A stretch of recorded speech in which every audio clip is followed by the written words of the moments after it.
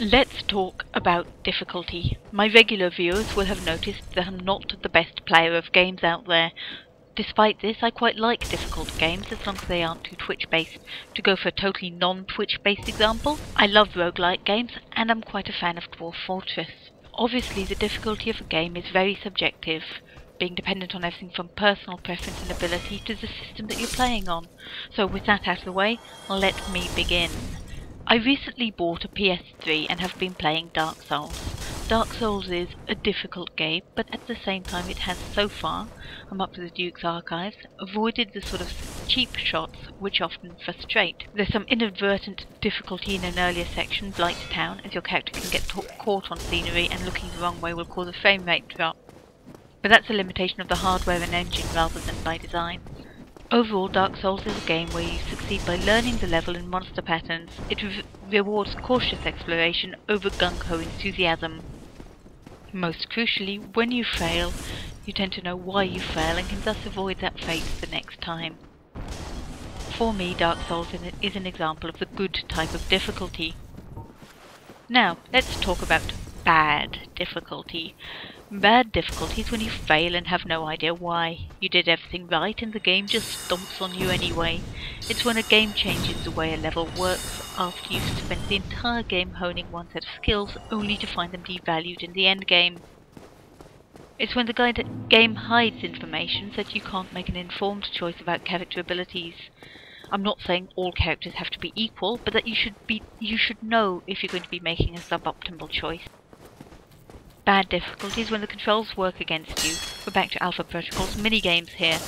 Or when the camera decides that you're far more interested in the lovely texture on that wall over there, rather than the jumping puzzle that's just been inflicted on you. So far, I've just talked about games being too difficult. It does of course go the other way. Some games are too easy, or rewards come too quickly, removing any sense of achievement. The 2008 Prince of Persia game is an example of this. For me, the game was more about planning rather than executing my route through the level, as the timing on the controls was exceedingly generous, and believe me, when I say a platformer is easy, it's easy. And of course there was a literal save mechanism where the princess would magic you back to the last safe spot if you did fall.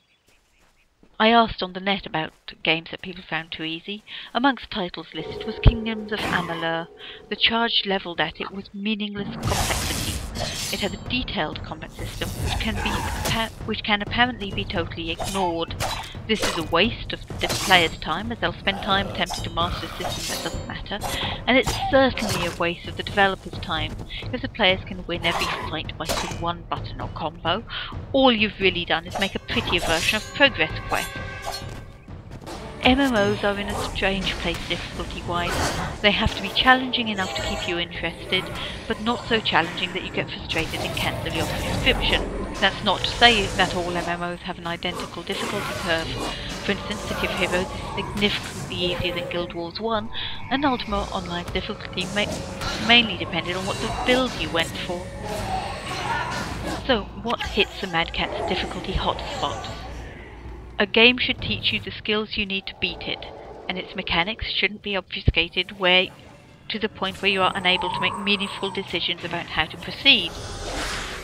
The game should have an internal logic to its subsystems. Character abilities shouldn't be nerfed unless there's a story reason for it. For example, if Lara Croft can jump 3 squares, she should always be able to jump 3 squares unless she's twisting her ankle or something.